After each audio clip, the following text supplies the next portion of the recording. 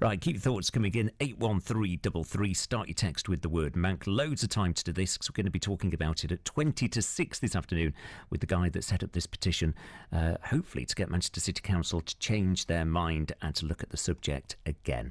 Right, today's Manchester People. I've really enjoyed this week's Manchester People. Hope you're going to enjoy it. Liz Taylor is the subject, maybe not the one you're thinking of. Liz is the millionaire party planner from Didsbury. Today she's telling us about her career, where she started at Marks and Spencer's, and how further education was not for her. It was, you were going to university, particularly at Manchester High and Withington. You stayed on, you did your GCSEs, you did your A-levels and you went to university. And I was never going to university.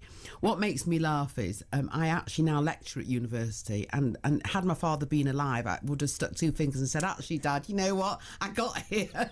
I did get there. I lecture at Manchester High on careers. And I was always the one that was never really going to do. I wasn't academic. I was never going to really do good, and because that was how they processed you. But I always knew that I wanted to do something different. I just didn't know what. And Marks and Spencer's seemed an option, I didn't know what else I was going to do. So and you couldn't join them then. It was quite hard to get in, harder than it was a different process. And it shaped me. It really shaped me. I went in at 6 o'clock in the morning with the warehouseman. I went in at 5 o'clock in the morning with the food people. I worked in every single department. I embraced every single job in the store because they're training you for store management. And I knew that wasn't what I wanted to do, but I wanted to learn from it. And the infrastructure there was and still is phenomenal. Tell me about your relationship with Manchester. Were you a city girl? Did you used to stay around Hale? I love Manchester. I love Manchester. And a lot of people have said, why don't you open in London? Why don't you have an office here? But I like being a big fish in a small tank. And I've watched it grow. I mean, look where we are now, at Media City. And it's sprung up from everywhere. And when the IRA bombed the city, that was when my business turned around, because the investment was huge and the passion that went into that investment reflected in all the services. And now we're the second biggest city. It's an amazing destination. I love it. How was Marks and Spencer's perceived then at the time when you joined them? Well, Marks and Spencer's was like, Harrods and Selfridge. It was like, it was a completely different brand. And it's a shame. But they never moved with the times, did they? They let all these, and it's all very price driven. How can you beat some of the Primarks and the Zaras and all these places? At the shopping malls, the shopping centres, it's a completely different experience now. So, rightly or wrongly, people are not sort of necessarily up for quality. We're all very fashion. We're all driven by the magazines, aren't we? And Ida Williams is a great friend of mine, Ida and Robbie, and there I am on a Saturday night looking at what she's wearing, thinking, well, where did she get that from? And so we're all so influenced by the celebs, and that is reflected, and that's not Marks and Spencer's.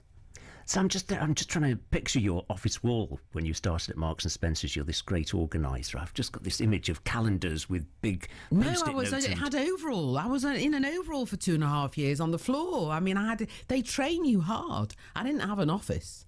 I shadowed everybody, and I never had and then I went into retail for 10 years. I opened the Topshop in Manchester, and I was an assistant manager there. Then I went to work for Sterling Cooper, which is maybe before your time or not, but it was a great fashion brand. And I worked in retail for 10 years in management. And then when I was pregnant with my eldest daughter, I was sort of in the middle of deciding what to do, and the Holiday Inn bought the Midland Hotel, and I happened to bump into Elaine, who was in the events team, director of sales. She wanted to do a Hollywood night. I said I wasn't working and I'd do it, and that was how it all started. And they gave me 3 more jobs, and I put 200 quid in the bank, and that was 30 years ago. So I fell into it, and I always knew that I'd fall into something. And even now, I know that I will. I've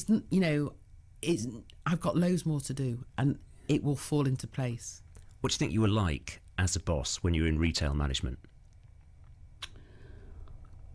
I think you'd have to ask the people that work for me. Well, listen, let me explain it to you this way.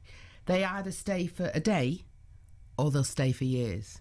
Nobody actually stays for 2 or 3 years. I had one that started at 9 and left at 11, and then I've got people that will stay for 8, 9, 10 years. I think I'm very fair. I'm very honest.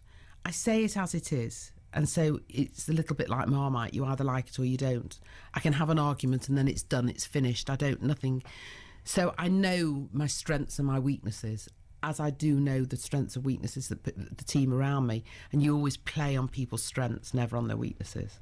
So I think I've learnt a lot along the way. Liz Taylor, the millionaire party planner who's done events for just about everybody. Tomorrow she's going to be telling us a little bit more about her personal life. I've got 2 gorgeous children and I've got 3 amazing grandchildren. And my daughters were from my second marriage. I married at 21 and divorced at 22 and remarried at 27. I was married for 6 years and had 2 children. And then the recent marriage was something that I never anticipated ending. So it's been a very difficult time for me. But I'm married to my job and I'm married to my kids and I suppose there's a price to pay for everything. And you'll hear more from Liz's story tomorrow at 3:30. And when I see